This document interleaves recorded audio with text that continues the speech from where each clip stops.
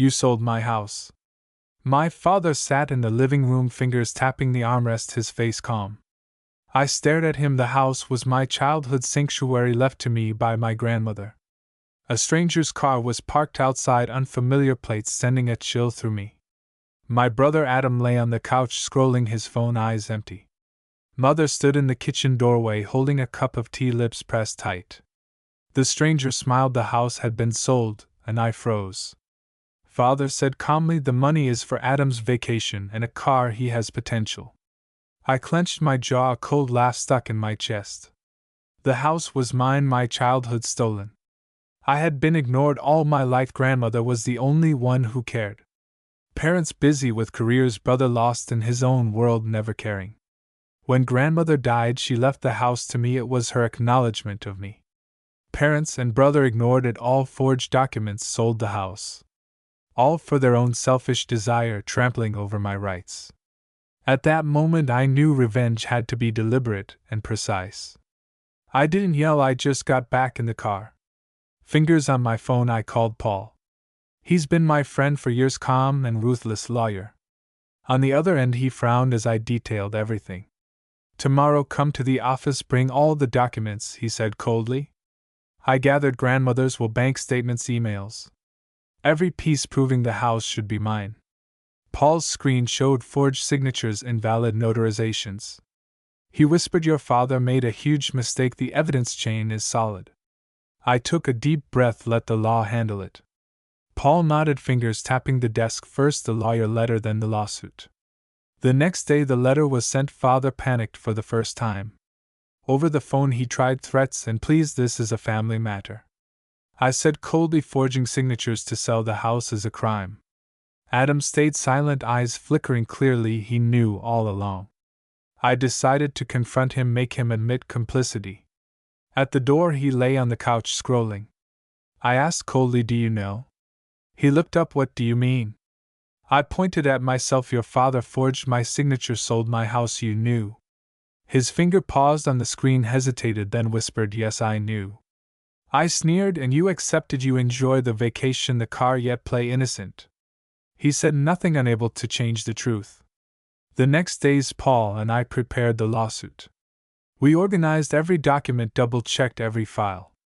Father's lawyer tried to delay, endless motions. Paul rejected them all, leaving no gaps. Father called, frantic voice shaking, "Can we talk?" I said coldly, "No, you stole my house." Adam stayed silent, only watching father sink. Father panicked, voice trembling, hung up. Court day. I held the evidence, wore a sharp suit. Judge high above, father pale, lawyers whispering advice. I took the stand, told how grandmother cared for me, what the house meant.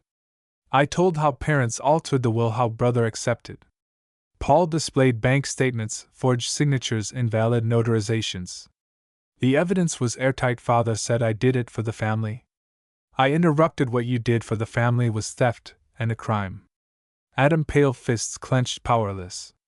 Jury serious, judge struck the gavel. Verdict, guilty, 5 years imprisonment. Mother cried, calling me cruel.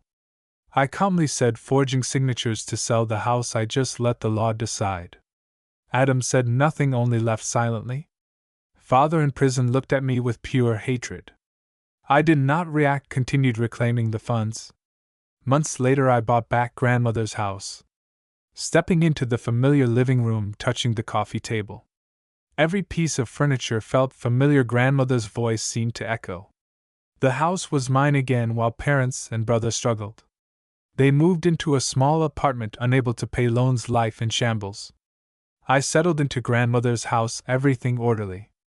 Mother tried calling for forgiveness, I refused calmly. The past cannot return, you chose your path. Brother didn't contact me, his world lost convenience. Father remained in prison, mother and brother struggling. I kept grandmother's legacy and justice intact. Every day sorting documents, checking funds and legal steps. Paul's strategy flawless, leaving father and brother nowhere to hide. Every court appearance, every legal move terrified them. Father's frantic calls, begging, refused. Brother watched father spiral, powerless. Their fear and regret became natural punishment for the past. The house returned to me, law and strategy showing their power. Every small step a victory over the past. I rebuilt life, guarded dignity, every step solid. Freedom and security mine, no longer waiting passively. Parents and brothers fear and regret, justice's natural outcome. House evidence, court case, proof of Paul's and my strategy. Past humiliation turned to resilience, every breath a symbol of freedom. I walked through the rooms, life under my control, no one dictating. Mother occasionally called pleading, I calmly said no. Brother powerless, only accepting reality. Every repayment, every fund returned confirmed justice. Court records, lawyer letters, bank transfers, all proof of victory. Father imprisoned, mother and brother in hardship. Grandmother's house, mine again, home in order. Daily managing accounts and files, ensuring funds secure. Paul precise, every step leaving father and brother exposed. The house became familiar, orderly. Every document sorted, an act of vengeance. Father and brother's fear unending, only watching consequences. Law and strategy left traitors exposed, justice delivered. Every small step a response to the past, a victory. I preserved dignity, rebuilt life, life rhythm mine. Freedom, order, justice mine, not controlled by anyone. Daily checking funds, confirming lawyer strategy executed. Court cases, lawyer letters, evidence chain complete. Father and brother's fear and regret visible. I moved back into grandmother's house, every item familiar. Mother no longer able to interfere, brother could only leave quietly. Every day safeguarding inheritance and dignity, every step firm. House restored, I control everything, life no longer passive. Law and strategy combined, leaving traitors nowhere to hide. Parents and brothers' struggles, justice's direct reflection. Daily checking documents, funds and property secure. Paul tracking every fund, no omissions. Parents' calls no longer affect me, brother no longer intervenes. I organize grandmother's house, home back in my hands. Freedom and dignity regained, every detail clear. Father in prison, mother and brother struggling helpless. Every day a result of revenge, a symbol of victory. Life back in order, I control it, the past completely over.